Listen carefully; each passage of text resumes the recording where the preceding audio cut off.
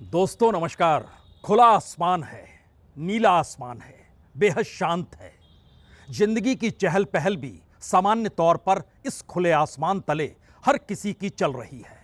चाहे वो जम्मू कश्मीर हो, चाहे वो पंजाब हो, राजस्थान हो, गुजरात हो, सीमावर्ती इलाके ही क्यों ना हो, लेकिन आसमान में कोई हरकत नहीं है। लेकिन शाम बीतते बीतते इन्हीं आसमानों में ड्रोन चमकते हुए दिखाई देते हैं और भारतीय सेना उन्हें निशाने पर लेती है। और यह सब कुछ तब हो रहा है जब सीज फायर है। यह सब कुछ तब हो रहा है जब अमेरिकी राष्ट्रपति ने खुले तौर पर इसका ऐलान कर दिया कि वह भारत और पाकिस्तान के साथ व्यापार करना चाहता है और व्यापार के रास्ते उसने खोल दिए हैं, मोलभाव हो रहा है। और ऐसे में सीज फायर इनकी जरूरत है, अन्यथा परमाणु हथियारों से लैस ये देश अगर युद्ध करेंगे तो स्थितियां पूरी दुनिया में बिगड़ जाएगी। और ये व्यापार का वक्त है। और भारत के प्रधानमंत्री ने भी खुले तौर पर राष्ट्र के संदेश में कह दिया कि अब कोई हरकत बर्दाश्त नहीं की जाएगी पाकिस्तान की तरफ से, अगर होती है तो। डीजीएमओ की बैठक भी कल शाम 5 बजे हुई। सहमति इसी बात को लेकर बनी कि अब एक भी गोली दोनों तरफ से नहीं चलेगी। तो ऐसे में अब इस खुले आसमान के तले सबसे बड़ा सवाल तो यही है, हर रात सीज फायर का उल्लंघन हो रहा है। हर रात सीमा पार से ड्रोन डाले जा रहे हैं। हर रात सेना अलर्ट मोड में है। इन परिस्थितियों के बीच क्या वाकई भारत के साथ कोई ब्लैकमेलिंग कर रहा है? और ये ब्लैकमेल की परिस्थितियां क्या वाकई अमेरिका की दिशा में जाती है? क्योंकि अमेरिका जिस तर्ज पर हरकत में आया और उसने खुले तौर पर इसका ऐलान कर दिया कि अब सीज फायर और सिर्फ व्यापार होगा। भारत के प्रधानमंत्री ने इसके खुले तौर पर कल संकेत भी दिए कि हमने पहल नहीं की थी, वह पाकिस्तान ने खुद टेलीफोन लगाया था। अमेरिकी राष्ट्रपति ने भी संकेत दिए यह संभव नहीं था कि युद्ध हो जाए, लेकिन बावजूद इसके अगर एक भी गोली नहीं चलनी है और ड्रोन आसमान में लगातार रेंग रहे हैं तो इसके मतलब मायने क्या हो सकते हैं? क्योंकि कल जिस तर्ज पर जम्मू कश्मीर के कठुआ और सांबर सेक्टर में, राजस्थान के बाड़मेर में, पंजाब के होशियारपुर में खास तौर से जो धमाके देखे गए, उसने बहुत साफ तौर पर यह संकेत तो दे दिए कि यह स्थिति विकट है। क्योंकि ये तस्वीरें खुद बतलाती हैं जो कल रात कैमरे में कैद की गई। बड़े ज्यादा ने आज की डेट है 12 तारीख शामी 9:05 ऊपर कंटिन्यू फायर डिस्ट्रिक्ट सांबा। ये तो बहुत ज्यादा है, तो बड़े ज्यादा ने ड्रोन बढ़ गए थे जोड़ में।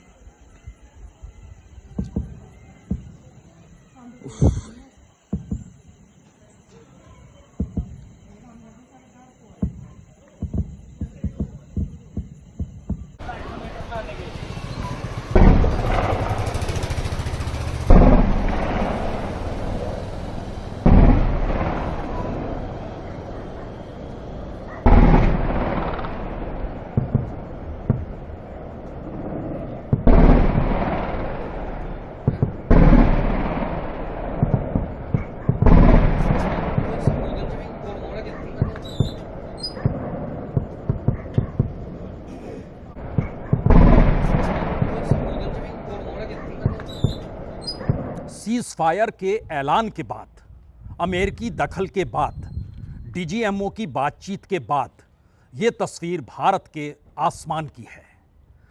तकरीबन 8 साढ़े 8 बजते बजते चीजें शुरू हो गई और रात के 12 बजे तक यह स्थिति लगातार विकट होती चली गई। स्थितियां कितनी विकट थी यह ड्रोन के जरिए सांभा और कठुआ में जो आपने तस्वीरें देखी वो जम्मू कश्मीर के सांभा और कठुआ की है। पंजाब के जालंधर, पठानकोट और होशियारपुर में जो बड़ा धमाका आपने सुना वो होशियारपुर का था। राजस्थान के बाड़मेर में यह सब कुछ हुआ और जो भी हवाई यात्राएं सामान्य की गई थी, एक झटके में सभी कुछ रोक दिया गया। इंडिगो ने अपने तौर पर जो व्यवस्था की उसमें जम्मू, अमृतसर, चंडीगढ़, लेह, श्रीनगर, राजकोट आज के दिन कोई यात्रा नहीं होगी, यानी सीज फायर के बावजूद स्थितियां विकट है। एयर इंडिया ने कहा कि जम्मू, लेह, जोधपुर, अमृतसर, भुज, जामनगर, चंडीगढ़, राजकोट, यानी ध्यान दीजिए जम्मू कश्मीर से लेकर गुजरात तक की परिस्थिति जो सीमावर्ती इलाकों में है वो सामान्य हुई नहीं है।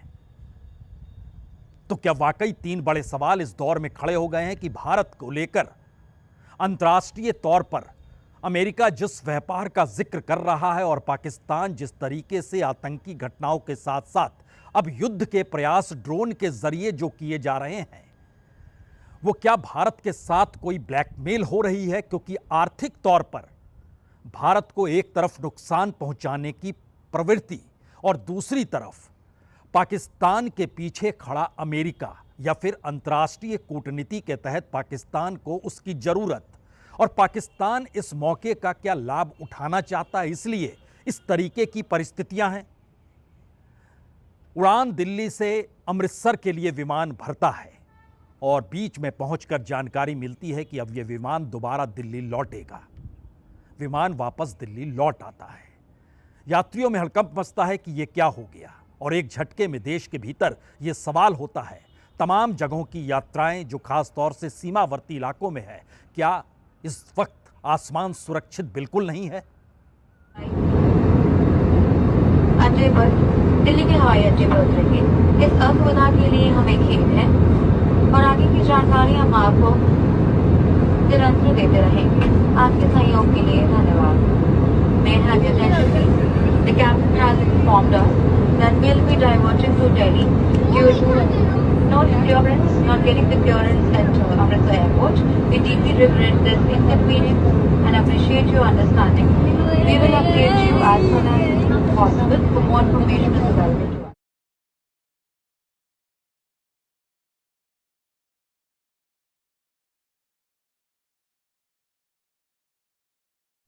यात्री सभी मासूम हैं।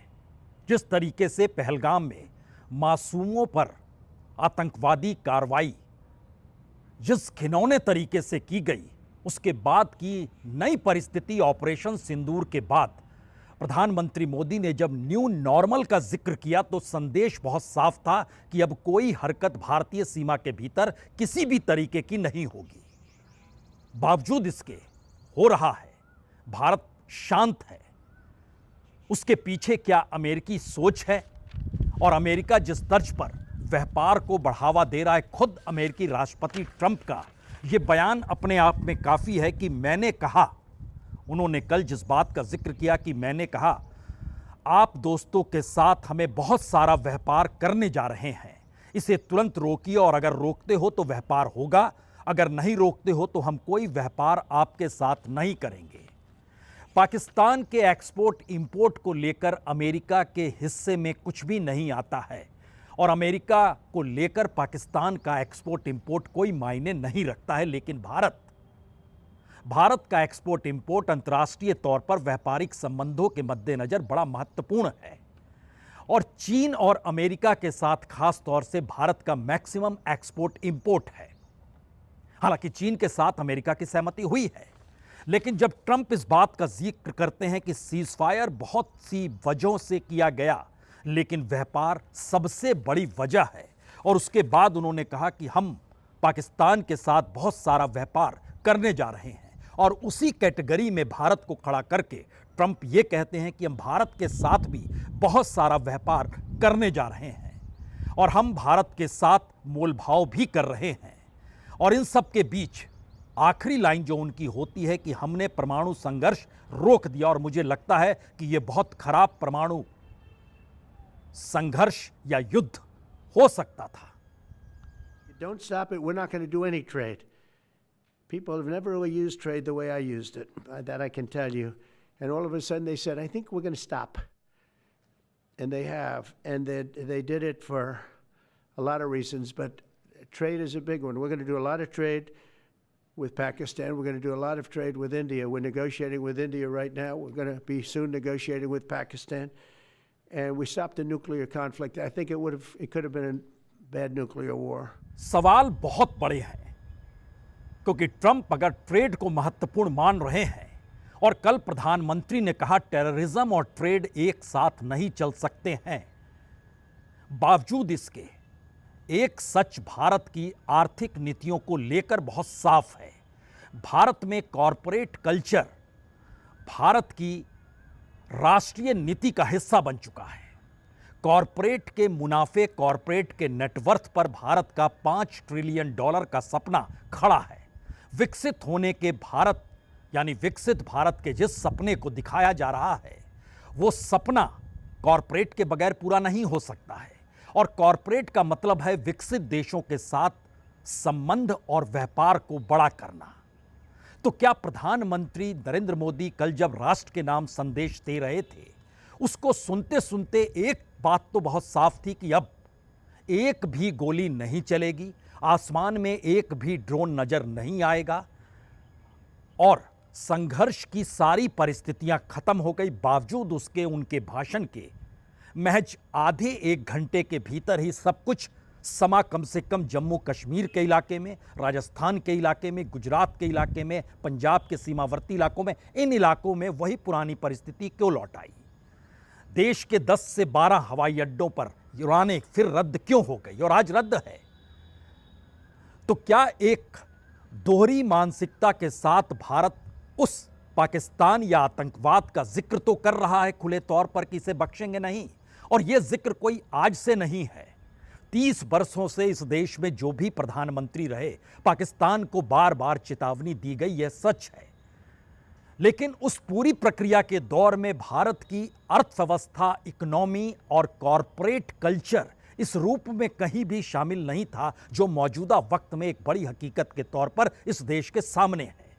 तो क्या ये पूरा ब्लैकमेल अमेरिका के जरिए उस ट्रेड को जरिए हो रहा है जिसमें कॉरपोरेट के नेटवर्थ को बढ़ाना, व्यापार करना, चीजों को आगे बढ़ाना, या फिर भारत की अपनी इकोनॉमी इस दौर में अगर दुनिया के दूसरे देशों के साथ व्यापारिक संबंधों के मद्देनजर ही आगे बढ़ रही है? तो फिर नया सवाल यह भी है, क्या इस दौर में ट्रेड इतना महत्वपूर्ण हो गया कि भारत के भीतर बनने वाले हथियारों कि दुनिया में खरीद फरोख्त भी सुरक्षा से ज्यादा मुनाफे की दिशा में चली गई? क्योंकि इस देश के भीतर 2017 के बाद से 129 निजी कंपनियां शामिल हुई जो हथियारों को लेकर एक्सपोर्ट इंपोर्ट की दिशा में काम कर रही है। हालांकि अडानी ग्रुप हो, उसने अपने तौर पर इजराइल के साथ समझौता किया जिसका जिक्र बार बार होता है। यानी स्ट्रेटेजिक क्षेत्रों में जो अभी तक प्राइवेट सेक्टर्स के लिए नहीं खोला गया था, वो डिफेंस सेक्टर के लिए खोल दिया गया है।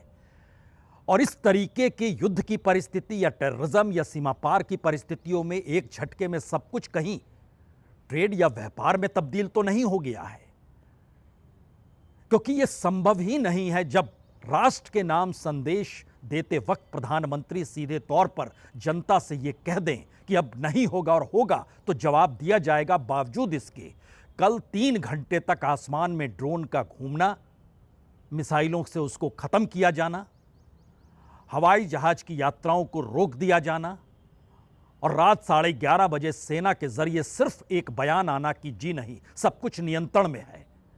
और छिटपुट जरूर दिखाई दिया है, यहां तो एक गोली का सवाल था और सेना कह रही है छिटपुट तो दिखाई दिया है। तो क्या सरकार के ऊपर अपनी इकोनॉमी, अपनी अर्थनीति को लेकर इतना बड़ा दबाव है, जहां पर अमेरिका या कहें अमेरिकी राष्ट्रपति ट्रंप भी भारत की अर्थव्यवस्था की हकीकत को समझते हुए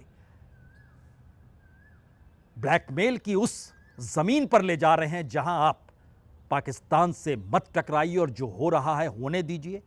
शायद यह सबसे बड़ा मौजूदा सवाल यही हो चला है। और इससे निकला हुआ आखिरी सबसे बड़ा सवाल यह भी है, क्या भारत की आर्थिक प्रॉस्पेरिटी, बढ़ती हुई इकोनॉमी को रोकने के लिए युद्ध की परिस्थिति पैदा की जा रही है, या फिर इकोनॉमिक प्रॉस्पेरिटी आगे बढ़ती चली जाए इसीलिए युद्ध की स्थितियों को इग्नोर करने के लिए सिर्फ और सिर्फ जुबानी जंग लड़ी जा रही है? यह सवाल है जो सबसे बड़ा सवाल मौजूदा वक्त में है। बहुत बहुत शुक्रिया, बहुत बहुत शुक्रिया।